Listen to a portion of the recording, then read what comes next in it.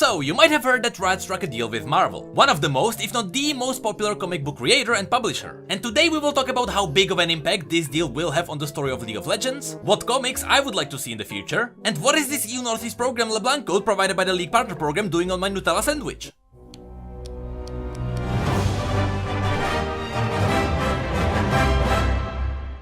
Oh, it is there to cover the EU West code. Hello everyone and welcome to a not so surprising video. A topic regarding the lore of League of Legends has emerged, so it is my duty to talk about it. So, about a week ago, on the 19th of November, Riot revealed that they have partnered with Marvel to bring us League of Legends comics. While this is massive news, it wasn't surprising as many of us knew about this almost a month before it happened. I don't wanna toot my own horn, but we even predicted this live on stream. In the middle of October, Riot Games as a company filed more patterns for stuff like paper prints, releasing art and even merch for something called Legends of Runeterra. While the name Legends of Runeterra could still become a new game as some speculate. From the beginning it seemed obvious that we will get physical comic books. Specific trademark files for paper prints in the video game industry aren't that usual after all. And in the past Riot already released a bunch of their own comic stories. But now they officially went all in.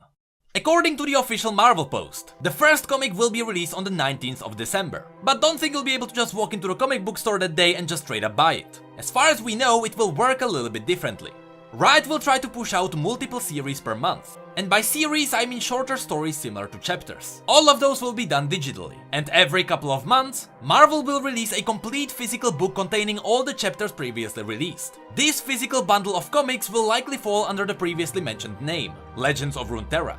The official article says that the first complete graphic novel will be released in May 2019. That's when we will get the physical copy of this. Everything before that should be just digital releases. And the first digital release, again coming on the 19th of December, which is in just a couple of weeks, with pre-orders coming on the 5th of December, is Ashe, War Mother.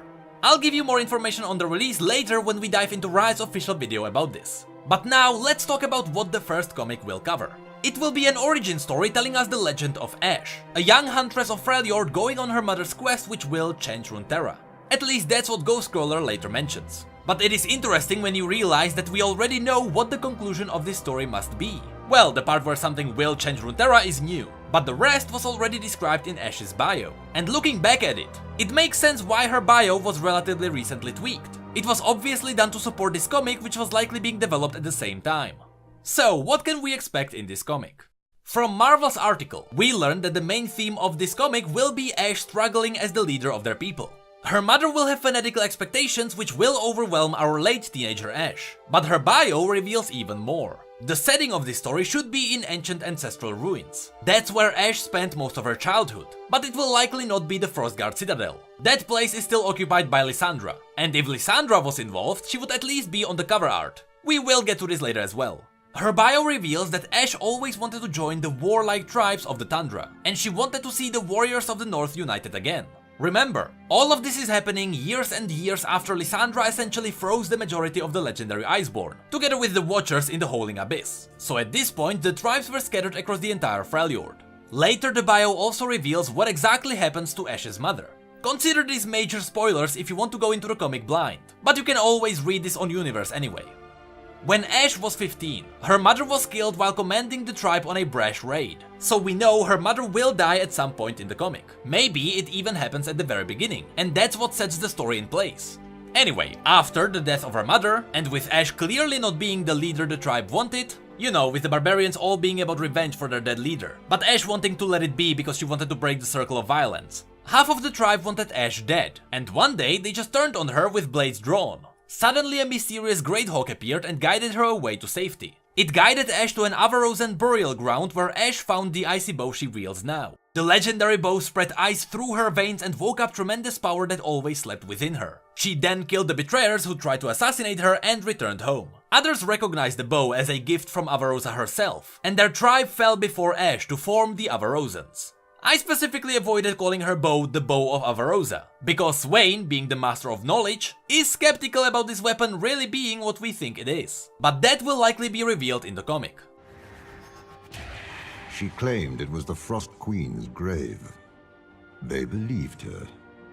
Also worth mentioning is that on the map of Runeterra, it is officially stated that Ashe and Tryndamere became oathbound at some point in the story.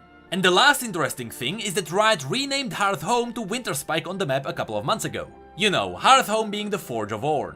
It is likely that this was in preparation for these evolving stories. It was also partially done because Hearthhome was an ancient name and it might be lost in time. It is more likely that the current tribes gave it their own name, like Winterspike. So, this is roughly what we can expect from this comic story. But I actually believe that most of this will be covered at the very beginning with flashbacks, because we also know that these future comic books were written specifically to move the timeline of Runeterra forward. Yes, you heard it right, we are finally getting a source of lore that is aimed at progressing the storylines, meaning that the comic starts during Ash's bio, but then ends at present times. And remember, this entire Freljordian story will be spread throughout multiple series that will be summarized in the physical copy in May 2019, and with multiple series being released each month. That is a lot of story development that will happen in that gap. But don't worry, because we can go even deeper into the story right now, because Marvel also gave us a preview of some of the pages we can expect in this first chapter. The cover art itself reveals the main characters. Obviously, Ashe is in the middle, already wielding the bow of Avarosa, with her mother on the left and her two supporting characters on the right. We know this is her mother because she later reappears in the same role in Riot's video. Some speculate that this first character is Sejuani, which isn't impossible, but it is unlikely. The reason why it isn't impossible is because Marvel also revealed that the special edition of Ashe War Mother will include 20 bonus pages. And in there you will find more information on all three of the major tribes: the Winter's Claw, the Avarosan, and the Frostguard, so the other leaders will be involved in the other chapters. The other character on the cover art is a shaman who will reappear quite often throughout the series. Of course, shamans are somewhat rare in the Frozen Tundras, as was revealed in Vayne's story, as well as in the story of Brand and Rise. Mostly people fear them because of superstitions, even though their healing abilities are irreplaceable. Some of them may even shapeshift into different beasts and animals. The first preview page takes place at the beginning of the comic. We know this because A. Ashe doesn't have her bow yet, B. Her mother is there alive, and C. Ashe's hair is blonde. It should turn white after she gets her bow.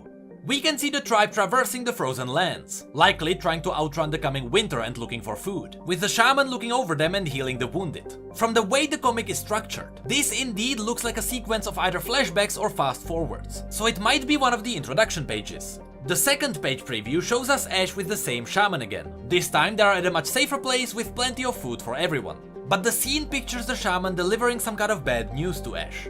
This could be one of two things. Either this is when her mother died, or the shaman will have to leave them, because there is the possibility that this is the shaman who will later meet Vayne, and that would give us even more character development. The last preview page shows us the tribe on the move again, but this time Ashe's mother is missing together with the shaman. Actually, none of the characters from the cover art besides Ashe are here, so we can expect something happening to all of them, and it shows that Ashe is truly being pressured on her own. There is also the question whether this reappearing character, who was here at the beginning too, is Tryndamere. He does have some similarities, but I doubt it. He should be from an entirely different tribe, but it's been a while since his story was updated as well. The last piece of interesting information with these previews is that these comics will be localized in 20 different languages. But now, let's move away from Marvel itself, and let's have a look at what Ghostcrawler mentioned in Riot's video. The first major thing is that Riot will now move away from using comics as teasers. Instead, they will shove all of that talent into expanding the universe. Ghostcrawler also mentioned that they already have 3 series queued up for release. My bet is for one coming for each of the Freljordian tribes. Another big thing is that all of Riot's comics will be released for free 6 months after their release, so you won't miss out on any stories if you don't buy them. Also, we will try to cover them all on this channel. And lastly, Riot's goal is to sell League of Legends comic books in stores around the world just like any other Marvel comics, which is something that would have sounded like crazy talk only a year ago. And the very last thing this video gives us is even more teasers for the first comic. We got a couple more images, including the shaman, who's actually using the darker side of his or her powers here. We also got this shot of Ashe confronting her mother in one of their settlement halls, this shot of Ashe and her mother, which will likely be used in one of the introduction pages, but the most interesting of all is this scene. Here we see their village being obliterated by what seems to be an ice bomb exploding in the middle of it. Now, this confused me for a bit. I don't think we have heard about icy explosions in the stories before, so this one made me curious. An icy explosion setting off in the middle of unexpected people. Where in the recently reworked game have I seen that before? Anyway, that's all Riot's video can offer us. Now let's move on to predictions and what I would like to see. What I think will be the most accurate prediction is a comic about Kayle and Morgana. There is one simple reason why I believe this will happen. During Riot's PAX panel in 2018, all the members of the panel talked about what they are excited about the most. And the comic artist, who by the way worked at Marvel for 4 years, said that without spoilers she is the most excited about Kael and Morgana, without really telling us why. This to me seems like a potential Kael and Morgana comic. Now, since this was a couple of months ago, it may still be just a teaser comic for their release, since we know they are getting updated. But Ghostcrawler said that the comics will now focus on larger stories, so maybe we will really get a complete comic book about them. My second prediction is about Swain. When Swain's story was released, for some reason Riot decided to completely avoid talking about Swain's demon. You know, the thing that saved his life, replaced his hand, and which he outsmarted and is now able to control. We know nothing about it, which is weird because that was the most interesting point in his story. So I wouldn't be surprised if Riot avoided it on purpose so they could turn it into a comic book plot point. And my third prediction is the Darkin. At this point, the story of the Darkin is so massive, there is no way Riot will not cash in on it by releasing a story about their corruption. The majority of who the Darkin are was already explained to us by stories such as Twilight of the Gods, or Vladimir's bio, but some things still lie in mystery. What happened after Varys' story? He is now in Shreema looking for the other Darkin. Or how did the Moonstalkers take down all the big Darkin warlords? I mean, we know because of Zoe. But some of those plot points would be really good for comic books. But if you ask me, all I want is a comic that involves Bard heroically saving humanity by taking their toys away. And of course, I would really like to see Swain's demon. In the end, these comic books should be a massive turning point for the story of League of Legends. Not only will we finally get a proper developing story, but Riot can now introduce new characters that they can turn into champions later, giving us this feeling of excitement because we already know about the heroic deeds of these newcomers. This entire Marvel deal also reveals what Mark Merrill and Brandon Beck are actually doing at Riot. We always get told that they are handling the meetings and paperwork. We already heard about them getting a deal with MasterCard, but I believe that the Marvel deal might be another fruit of their labor. Now, with a little bit of hope in our hearts, and with all the Marvel multiverse shenanigans, let's root for Heimerdinger forming the new Avengers. Hey, did you know that we have social media and Twitch where we talk about other League facts and stories? And did you know that we have need mugs and shirts too? The links to all of that will be below. And as always, thank you, come again.